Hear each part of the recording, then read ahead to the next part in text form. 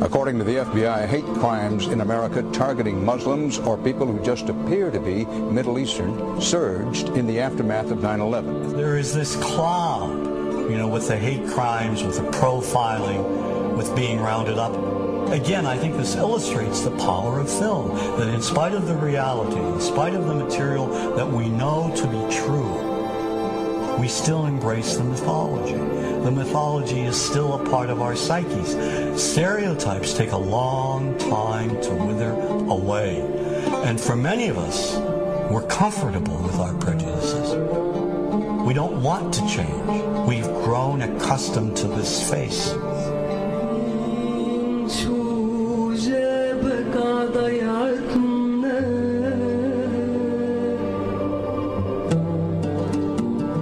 When we think of Arabs, what do we see? What images come to mind? Do we see actual people? People who, despite real cultural or geographical differences, do pretty much the same things that we do. When we think of Arab women, what images come to mind? Do we see women who laugh and play and who adore their children? Women who work in the home as well as outside? Would it come as a surprise to know that in many Arab countries, a majority of college students are actually women? What's our immediate image of Arab men? Do we see loving fathers? Men who want to provide for their families? What about Arab teenagers? Do we see them the way you would think about teenagers in other parts of the world? Then there's religion in the Arab world. Do we see it as all-encompassing, dominating everything else? Do we know that even though faith plays a huge role in the Arab world, just as it does here in the United States, that it's also true that much of the Arab world is quite secular? When we think of Arabs and religion, does Christianity come to mind? Do we remember that there are over 20 million Christians in the region who have lived side by side in harmony with Muslims for centuries? To their credit, some filmmakers have shown Arabs and American Arabs in all their complexities. An excellent way to shatter a stereotype is through laughter, through comedy. So we have comedians. Comedians have done this historically. Black comedians, Jewish comedians.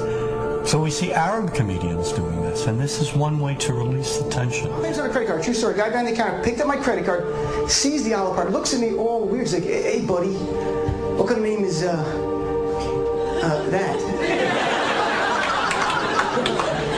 I'm like, well sir, it's an Arabic name. He goes, what does this mean? So I'm like, well, translate it to English? It means peaceful, friendly Arab? But he's not happy because, what Arab country is your family from? So I tried the most peaceful, proper one that he would like. So I'm like, we're from the same Arab country that Aladdin is from. To his credit, Michael Moore in Fahrenheit 9/11 in the DVD includes a scene with this comedy coming out. My name really is Ahmed, and I can't fly anywhere. All you white people have it easy. You guys get to the airport like an hour, 2 hours before your flight. It takes me a month and a half.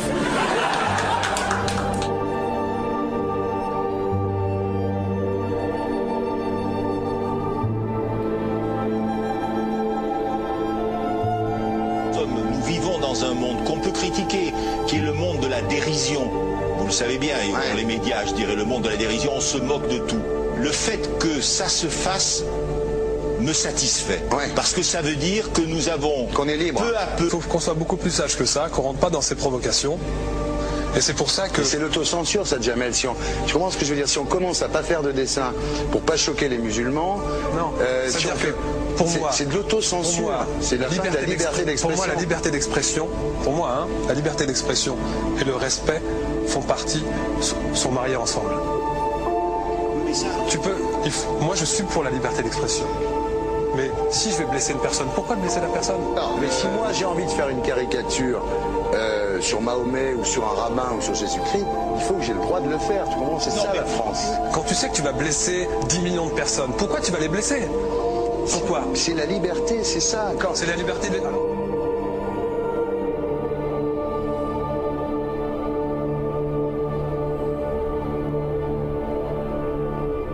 Non mais vous pensez pas que c'était à vous de vous excuser, non? En disant le sketch n'était pas très drôle, je suis désolé si j'ai blessé des gens, voilà, excusez-moi, voilà, c'est une connerie, c'est mon travail. Mais vous referiez pas le même sketch quand même? Mais le spectacle que je fais reprend en grande partie les lignes de ce sketch. Mais il y a un truc que je comprends pas sur cette affaire, c'est qu'à aucun moment vous avez senti le besoin de vous excuser et que vous en avez rajouté. C'est tellement surprenant, c'est tellement inadmissible que j'en suis choqué. Voilà. Dans un pays où on peut parler, on peut s'exprimer. Et là, pourquoi tout d'un coup, sur un sujet, on ne pourrait pas s'exprimer sur ce chose que vous savez bien pourquoi on ne peut pas s'exprimer. Pourquoi? Parce que dans ce pays, on a envoyé pendant la guerre des juifs dans des chambres à gaz et que ça crée un petit problème quand même. Vous voyez ce que je veux dire? Dans ce pays, on a envoyé pendant 400 ans des centaines de millions de Noirs et pour 400 ans d'esclavage. Et pourtant, ça n'a pas empêché Michel Led de faire un sketch qui m'a fait marrer. Où il faisait un Noir, et à la fin, il faisait un singe, et en parlant des narines, en parlant des lunettes. En tout cas, lui, il n'a pas été interdit d'exercer son travail. Il a même eu la Légion d'honneur. Quelqu'un qui a toute sa famille qui a été exterminée dans un camp de concentration et qui voit quelqu'un à la télé qui dit Israël. Vous vous rendez compte? Je ne sais pas. Mais non, il y a des moments où même si on connaît les gens, même si on les a invités, on leur... Et c'est pour ça que... C'est l'autocensure, ça, Jamel. Je comprends ce que je veux dire. Si on commence à pas faire de dessin pour pas choquer les musulmans... Non, c'est-à-dire que pour moi... C'est de l'autocensure. C'est la fin de la liberté d'expression. Pour moi, la liberté... Et là, pourquoi tout d'un coup, sur un sujet, on ne pourrait pas s'exprimer sur ce sujet? Vous savez bien pourquoi on ne peut pas s'exprimer. Parce que dans ce pays, on a envoyé pendant la guerre des juifs dans des chambres à gaz et que... Deux poids, deux mesures. La liberté pour tout le monde. C'est-à-dire la liberté pour tout le monde. Il y a une personne comme Dieudonné qui a fait un rabbin, enfin qui a fait un colon juif, etc. Tous ces DVD ne sont plus dans les pactes. On l'empêche de venir, on l'empêche médiatiquement, on ne le voit plus. Alors que lui, c'est un comique. Plusieurs lois qui ont été faites contre l'antisémitisme. Et moi, je fais un appel aujourd'hui de faire une loi contre l'islamophobie.